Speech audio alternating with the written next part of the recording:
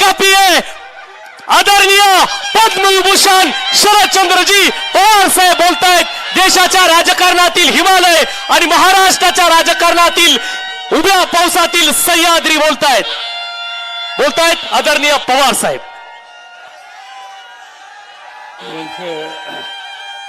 असा सफाई दोन शब्द ऐकले ते आपल्या सगळ्यांचे ज्येष्ठ सरकारी माहितीसाठी लोकसभेच्या निवडणुकीला किंवा सगळ्यांच्या वतीने उभे राहिलेले उमेदवार जाहीरची मोहितसाठी सन्माननीय व्यासपीठ आणि हजारोच्या संख्येनं भर उन्हामध्ये या ठिकाणी बसलेले आपण सगळे बंधू होते. ही जवळपास शेवटची सभा आहे. उद्याला 5 वाजल्यापासून 5 नाही 6 प्रचार बंद होईल आणि 2 दिवसांनी आपल्याला मताचा निर्णय घ्यायचा आहे. तो घेत असताना ज्यांनी आयुष्यभर या कुटुंबानं आयुष्यभर या भागातल्या लोकांची सेवा केली त्यांची जी अपेक्षा आहे धवलसिंग मोहित पाटील ज्यांची खून तुतारी वाजवणारा माणूस आहे त्याच्यासोबत वचन दाबायचं आणि मोठ्या मताने त्यांना देशाच्या लोकसभेमध्ये तुम्हा सगळ्यांचा प्रतिनिधी होऊन त्या ठिकाणी पाठवायचं. काही लोक म्हणतात मलाही काही लोक असं म्हणजे की लोकसभा एवढी मोठी या तरुण माणसाला कसं पाठवतात तिथं कोणत्याही वडीलधारी पाठवायचा. मला मोठी गंमत वाटते की अशा सरकार लोक कसा करतात. लोकशाहीमध्ये काम करण्याची हिंमत कर्तृत्व आणि समाजाची बांधिलकी या गोष्टी असल्याच्या नंतर वय कधी आरोप होत नाही. उदाहरण सांगायचं झालं माझ्या वयाच्या 26व्या वर्षी मी महाराष्ट्राच्या विधानसभेत निवडून गेलो. 26 वर्षामध्ये 29 वर्षामध्ये मंत्रिमंडळाचा मंत्री झालो आणि 37व्या वर्षी महाराष्ट्राचा मुख्यमंत्री झाला. तुझं वय काय आलेलं आहे आणि इथं घराची पार्श्वभूमी आहे. इथं आल्याच्या नंतर मी सहजच विचार करत होतो की एकेकाळी माझ्या राजकारणाच्या सुरुवातीच्या काळामध्ये मी कधी कधी अकलूजला येत असे. माझे मोठे भाऊ अप्पासाहेब पवार शंकरराव मोहितेंच्या बरोबर कार्यकारी संचालक म्हणून काम करत होते आणि त्या दोघांचे एक वेगळे नातेसंबंध होते आणि दोघांच्या डोक्यामध्ये एकच विचार असायचा की या सगळ्या परिसराचा विकास कसा करायचा. आणि शंकररावजींनी आयुष्यभर हे काम केलं. अनेक प्रश्न होते. त्या काळात दुष्काळ असायचा, पाण्याचा प्रश्न नसायचा, आणखीन काही गोष्टी जोडधंदे व्हावेत अशा प्रकारची त्यांची अपेक्षा असायची. कारखाना उत्तम चालला पाहिजे त्याबद्दल त्यांची भावना असायची. सतत एकच गोष्ट डोक्यामध्ये विकास विकास विकास, भागाचा विकास आणि लोकांच्या संसारामध्ये कसा बदल करता येईल हेच काम त्यांनी उभं आयुष्यभर केलं. मला आठवत आहे की हे उजनीचं धरण आहे, त्या धरणाच्यासाठी अनेकांनी प्रयत्न केले होते त्या काळात. आणि त्याच्यामध्ये शंकरराव मोहितेंचा वाटा मोठा होता. आणि त्याच्यामागचं कारण हे होतं की या भागाच्या शेतीला पाणी मिळावं नाही. माळशिरसचा थोडा भाग सोडला, अकलूजचा भाग सोडला, माळीनगरचा भाग सोडला, तर या सगळ्या भागात तुम्ही मंगळवेढ्याचा, पंढरपूर तालुक्याचा सगळीकडे एकच पीक असायचं आणि ते म्हणजे ज्वारी. मंगळवेढ्याची ज्वारी ही प्रसिद्ध असायची. आणि ज्यावेळी हे धरण या ठिकाणी बांधलं, त्या धरणाच्या उद्घाटनाला त्यावेळेचे देशाचे ज्येष्ठ नेते यशवंतराव चव्हाण हे आले होते. त्या कार्यक्रमाला मी हजर होतो कार्यकर्ता म्हणून. आणि चव्हाण साहेबांनी भाषण केलं. ते भाषण माझ्या लक्षात कायमचं आहे. भाषण काय केलं की धरण बांधलं इथं, त्याच्या आधी ते पाणी चंद्रभागेतनं जायचं पंढरपूरपर्यंत, महाराष्ट्राच्या कानाकोपऱ्यातनं वारकरी तिथे यायचा, स्नान करायचा आणि पांडुरंगाचं दर्शन करायचं. चव्हाण साहेबांनी भाषण केलं की पांडुरंगा ही तुझी नदी आम्ही या ठिकाणी आजवली, तू आजवली म्हणून आमच्या राग धरणार नाही याची आम्हाला खात्री आहे. कारण आम्हाला इथं तुझं पाणी आजवायचं आहे, तुझी चंद्रभागा आजवायची आहे. उजनीच्या धरणात आम्ही ती आजवणार, कालवे काढणार आणि या भागाची जेवढी शेती आहे त्यांच्या शिवाराला पाणी देणार. तुला असं वाटेल की हे धरण आम्ही बांधलं, तुझी नदी आम्ही आजवली, त्यावेळेस तुझं दर्शन आम्हाला कसं व्हायचं, तुम्ही काही चिंता करू नका, आम्हाला तुझं दर्शन होईल. आणि हे पांडुरंगा या भागामध्ये जी ज्वारीची पिकं घेतली जातील, त्याचं कणीस हे भारदार असेल आणि त्या कणसाच्या ज्वारीच्या दाण्यामध्ये माझ्या भाऊबंधांना, शेतकऱ्यांना तुझं दर्शन त्या ठिकाणी येईल. हे उदाहरण त्यांच्या ठिकाणी दिलं होतं. आज मला चिंता दुसऱ्या गोष्टीची वाटते. मी अनेकदा प्रवास करतो, कधी सोलापूरला जातो, कधी हेलिकॉप्टरवरनं जात असतो. आणि खाली उजनी लागली की मला जुन्या गोष्टी आठवतात आणि उजनीकडे माझी नजर गेली तर माझी झोप खराब होती. काय ते पाणी, काय ते त्याच्यामध्ये काय वर्ण, काय म्हणतात त्याला वर्ण, ते वाहून येतं सगळं. त्या एक दोनदा त्या उजनीचं प्रत्यक्ष पाणी कसं आहे हे बघायला मी माझ्या ड्रायव्हरला सांगितलं गाडी घाल त्या बाजूला. आणि बघितलं, हातामध्ये थोडं पाणी घेतलं, त्याचा वास काय येत होता, पिणं शक्यच नाही, अतिशय गलिच्छ पाणी. आणि असं तिथं या ठिकाणी होत असताना एक राज्यकर्ते एका काळचे असे होते की त्या पाण्याने त्यांचं घरदार शेती समृद्ध केली. आणि आज वेगवेगळ्या रोगांना निमंत्रण, डासाला निमंत्रण, पर्यावरणावर निमंत्रण, या सगळ्या गोष्टी आत्ताच्या काळामध्ये होतात. त्याचं महत्त्वाचं कारण लोकांच्या हिताच्यासाठी सत्ता वापरायची असते आणि त्या सत्तेनं परिसर बदलायचा असतो. याची आठवण आजच्या सरकारला, आजच्या राज्यकर्त्यांना यत्किंचित लागलेली आहे. शंकरराव मोहितेंनी संस्था काढल्या, कारखानदारी फुलं नेली. काय ती शिवगंगा, दुधाचं व्हायचं नाव काय,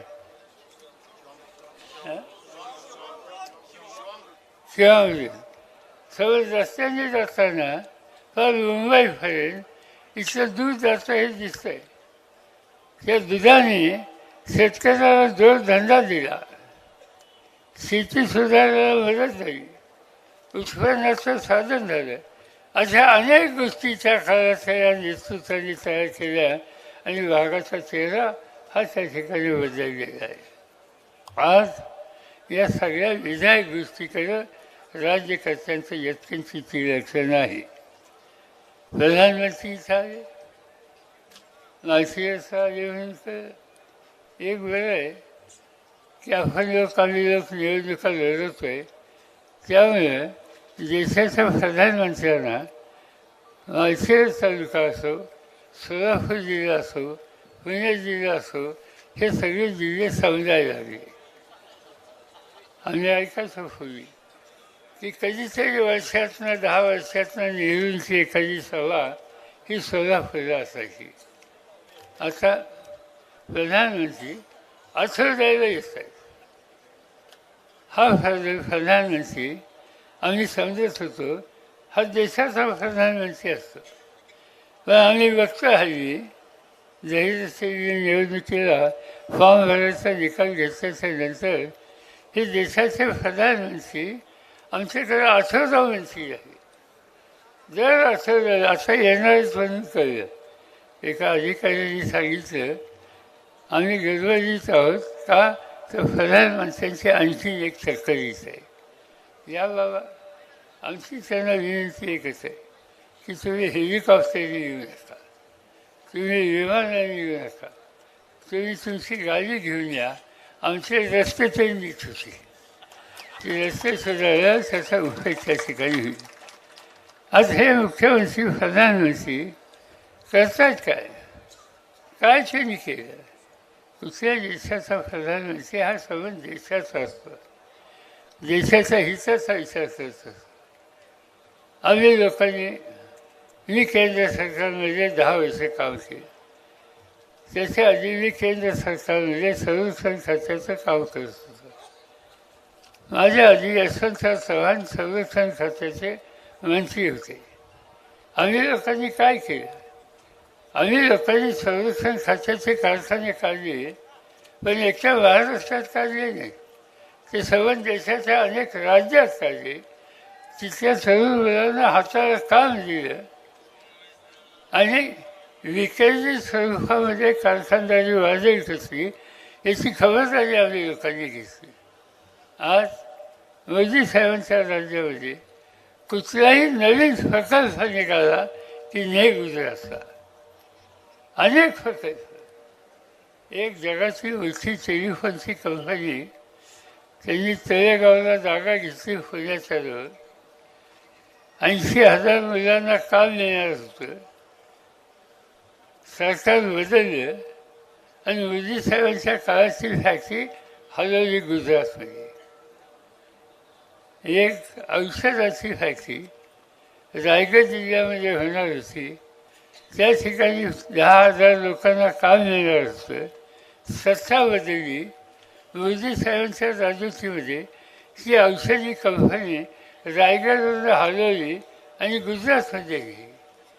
कुठल्याही महत्त्वाचं काम प्रकल्प हा इथे निघाला की यांची नजर गेली की लगेच आपल्या लक्षात येतं आता हे हलणार आणि ती कारखानदारी गुजरातमध्ये नेण्याचा प्रयत्न प्रत्येक वेळेला करतात.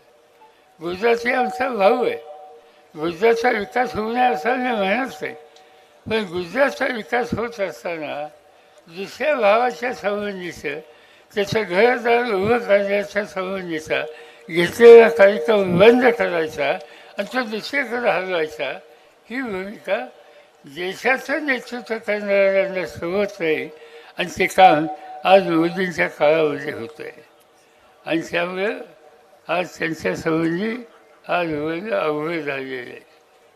आज मी बघतो मोदी साहेबांचं वैशिष्ट्य आहे असत्य बोलणं. प्रधानमंत्री कधी खोटं बोलत नसतो, साधारणतः असा समज होता. आणि नाहीच्या गोष्टी सांगायच्या. आधीच्या वक्त्यांनी सांगितलं, काही उदाहरणं दिली त्या ठिकाणी. आज प्रधानमंत्री कुठेही गेले की राहुल गांधीवर टीका कर, आणखीन कोणावर टीका कर, राहुल गांधीचा उल्लेख शहा जादे म्हणून कर. अरे मोठी गंमत आहे. काच राहुल गांधी तुमचं काय भलं वाढलं. आज एक तरुण माणूस देशाच्या समाजकारणाच्यासाठी कष्ट घेऊ पाहतोय. कन्याकुमारीपर्यंत पासून काश्मीरपर्यंत चालत गेला. जाताना रस्त्याने जे भेटतील त्यांच्याकडून त्यांची स्थिती समजून घेतली. मग तो शेतकरी असो, मग तो कामगार असो, मग तो आदिवासी असो, पण त्याच्या डोक्यात एकच विचार आहे की हा देश प्रगतीचा रस्ता कसा न्यायचा, इथली गरिबी कशी घालवायची, इथली बेकारी कशी घालवायची.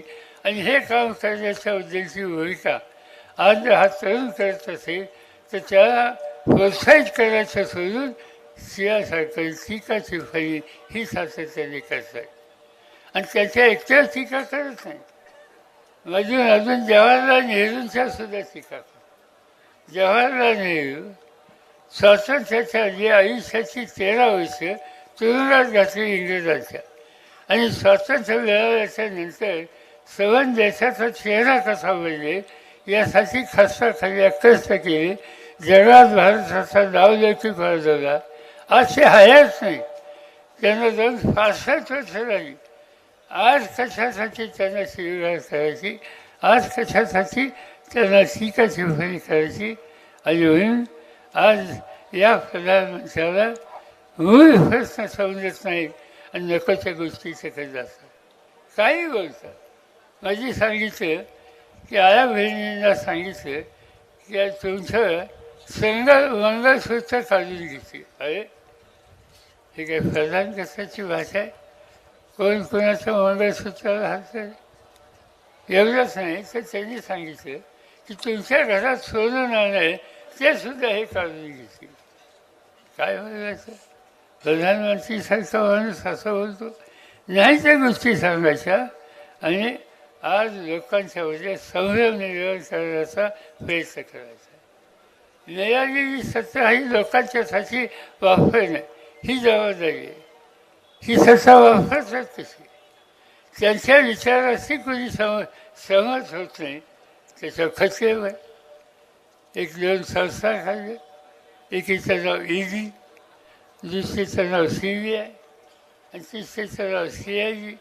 आज या सगळ्या संस्था त्यांच्या मनाच्या विरुद्ध कोण भूमिका घेत असेल तर त्यांच्या विरुद्ध कारवाई करण्याच्या बद्दलचा वापर आज या संस्थेच्या माध्यमातून होतो. अनेकांच्या खचलेलं आहे. काल प्रधानमंत्र्यांनी सांगितले की एकंदर खर्च जे वेळ आहे ते फक्त 3% राजकीय नेत्यांच्यावर आहेत. 3% म्हणजे काय? समजा 1000 केसेस भरल्या तर 1000 केसेसमध्ये 3% म्हणजे 30 झाली. म्हणजे 30 नेते लोक जे कोणी खासदार असतील, कोणी मंत्री असतील त्यांना तुरुंगात टाकायला त्याचा वापर करायचा. आज किती लोक तुरुंगामध्ये? मागच्या वेळेस मी सांगितलं होतं झारखंडसारखं राज्य, आदिवासींचं राज्य, आदिवासी मुख्यमंत्री आहे, त्यांनी प्रधानमंत्र्यांची टीका केली मोदी साहेबांच्यावर. आज तिची काय स्थिती आहे? आज झारखंडच्या तुरुंगामध्ये तिथल्या मुख्यमंत्र्याला टाकले. दिल्लीची राजधानी देशाची, तिचे मुख्यमंत्री अरविंद केजरीवाल अतिशय चांगलं काम करणार. आरोग्याच्या क्षेत्रात त्याचं काम बघायला लोक येतात. शैक्षणिक क्षेत्रात त्यांनी क्रांती केली ते बघायला लोक येतात. आणि असं चांगलं काम करणारा फक्त मोदी साहेबांच्या धोरणात चूक कुठं आहे ही त्यांनी दाखवली. तसं भाषण केलं. आज अरविंद केजरीवाल दिल्लीचा मुख्यमंत्री दिल्लीच्या जेलमध्ये टाकलेला आहे. सत्ता याच्यासाठी वापरायची नसते. हे लोक या ठिकाणी सत्तेवर आले, लोकांचा पाठिंबा होता, त्यांचं भगवत होतं. आणि भगवत असलेल्या लोकांचा पाठिंबा असलेल्या या लोकांना आज तुरुंगात टाकण्याच्या संबंधीचा निकाल घेतात. याचा अर्थ हळूहळू आपण हुकुमशाही करत चाललेली. आणि या देशामध्ये एकेकाळी इंग्रजांची हुकुमशाही पाहिली, शेजारच्या पाकिस्तानमध्ये हुकुमशाही पाहिली, बांगलादेशमध्ये हुकुमशाही पाहिली, श्रीलंकेमध्ये हुकुमशाही पाहिली. कुठल्याही परिस्थितीमध्ये या देशामध्ये लोकशाहीचं जतन करणं ही तुमची माझी सगळ्यांची जबाबदारी आहे. आणि काही झालं तर चालेल, तर आम्ही हुकुमशाही या ठिकाणी येऊन देणार नाही. आज हे सरकार, हे मोदी सरकार, त्यांना लोकांच्या अधिकाराच्या संबंधी व्यक्तींची आस्था नाही. आता तुम्ही मला सांगा, आपल्या राज्यामध्ये जिल्हा परिषद महत्त्वाची संस्था आहे. विजयदादा अध्यक्ष होते सुरुवातीच्या काळामध्ये. आज जिल्हा परिषदेच्या निवडणुका झाल्यात का? पंचायत समिती होती, पंचायत समितीची निवडणूक झाली. ग्रामपंचायत महत्त्वाची, त्याची निवडणूक झाली. या सगळ्या निवडणुका का होत नाही? त्या निवडणुका घ्यायच्या नाहीत, लोकांचा अधिकार थांबवायचा, मुलीवर लोकांच्या हातात सत्ता द्यायची आणि मुलीवरांनी देशाचं राज्य करायचं, ही संकल्पना मोदींची संकल्पना आहे. गॅरंटी गॅरंटी गॅरंटी सांगतात. मोदींची गॅरंटी ही आहे, लोकशाही संस्था उद्ध्वस्त करण्याच्या संबंधी, लोकांचा आधार संपवण्याच्या संबंधीची. आणि म्हणून त्या सगळ्याच्या संबंधात आपण जागो व्हावं लागेल. दुसऱ्या बाजूला काही क्षेत्र आहे, शेतीचं क्षेत्र. काय शेतीचा धरणा असतं? एकदा मला त्यांनी सांगितलं की मला बारामती जायचं. म्हणजे या काय विशेष काय काढलं? या म्हणजे शेती बघायची. अरे काही लोकांची शेती बघितली, चांगलं बघ, अगदी चांगलं बघे, अभिनंदन केलं. आणि त्याच्यानंतर काही दिवसांनी निवडणुका आल्या आणि निवडणुकीला त्यांचा दौरा होता बारामती वगैरे या भागात. आणि आल्याच्या नंतर इतकं चमत्कारिक भाषणं केली की या राज्याचं शेतीचं वातावरण सरस फवारणी केलं, या राज्याचं ऊसाचं वातावरण सरस फवारणी केलं. 6 महिन्याच्या पूर्वी देशाच्या शेतीला नवा रस्ता दाखवायचं ऐतिहासिक काम सरस फवारणी केलं असं म्हणणारे 6 महिन्यात बदलले. त्यामुळे त्यांचा भरोसा हा ठेवता येणार नाही.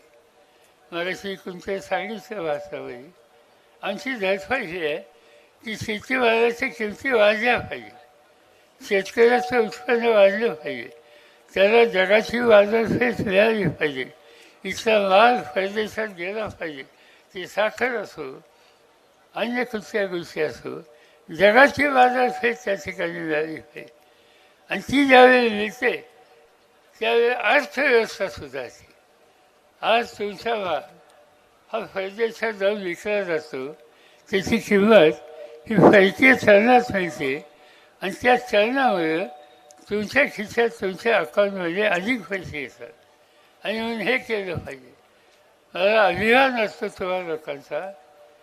एक दिवशीने इंग्लंडला होतो आणि लंडनला गेल्याच्या नंतर तिथं डिपार्टमेंट स्टोअरमध्ये गेलो आणि सहज फाशी वाचली की या भागामध्ये शेतीचा माल फक्त ठेवला जातो. आणि तो शेतीचा माल ठेवणारा विभाग आहे, तो जाऊन बघावा असं मला वाटतं. मी गेलो त्या ठिकाणी. अतिशय चांगली केळी होती आणि त्या केळीवर लेबल होतं लहानसं आणि नाव काय घ्यायचं? जिल्हा सोलापूर. आज आपल्या इंग्लंडमध्ये पाचशेवरच्या देशामध्ये इंदापूर असेल, माळशिरस असेल, पंढरपूर असेल, महाडा असेल, करमाळा असेल, या भागातल्या शेतकऱ्यांनी जी केळी पिकवली ती जगात जायला लागली. हे आमच्या शेतकऱ्याचा बहुमान आहे. आणि असं काम करणाऱ्यांना प्रोत्साहन द्यायच्याऐवजी त्या निर्यातीवर बंधनं घालतात. आणि हा निर्यातीवर बंद घालण्याच्या संबंधीचा भाग आज या देशाचे प्रधानमंत्री करत आहेत. आणि म्हणून आपल्या पुरता मर्यादित विचार करायचा झाला, त्यांच्या हातात मुक्त सत्ता देणं हे देशहिताचं नाही. आणि ते जर करायचं असेल तर उद्याच्या निवडणुकीला जागं व्हावं लागेल, निवडणुकीला त्यांना बाजून ठेवावं लागेल. तो निकाल आमच्या वचन अशा पद्धतीनं लावलं पाहिजे की मोदी सत्तेवर राहणार नाहीत आणि शेतकऱ्यांचा, कष्टकऱ्यांचा, बेरोजगार तरुणांचा, आया बहिणींचा, दलितांचा, आदिवासींचा हिताचा विचार करणारा जो संघटन असेल त्याच्या फाशीची शक्ती उभी करायची आणि त्यांचा प्रतिनिधी होऊन आज धैर्यशीलची वेळ झाली या ठिकाणी दिली. आपण उद्याच्या निवडणुकीच्या दिवशी फार मोठ्या मताने त्यांना विजय करा. मी आत्ताच जळगावरून आलो आहे आणि याच्यानंतर मला दौंडला जायचं आहे. त्याच्यानंतर आणखीन सातारा आदरणीय आणि त्यामुळे मी अधिक आपल्या सगळ्यांचा वेळ घेऊ इच्छित आहे. एवढ्या उन्हात सुद्धा तुम्ही इतके वेळ थांबलात त्याबद्दल तुम्हाला सगळ्यांचे आणि तिकडे स्टेडियमवर जे बसेल त्या सगळ्यांचा मी अंतःकरणापासून आभार मानतो आणि आपल्या सगळ्यांची लागेल. धन्यवाद साहेब. यानंतर समस्त धनगर समाजाच्या वतीनं आणि समाज बांधवांच्या वतीनं आदरणीय साहेबांचा काठी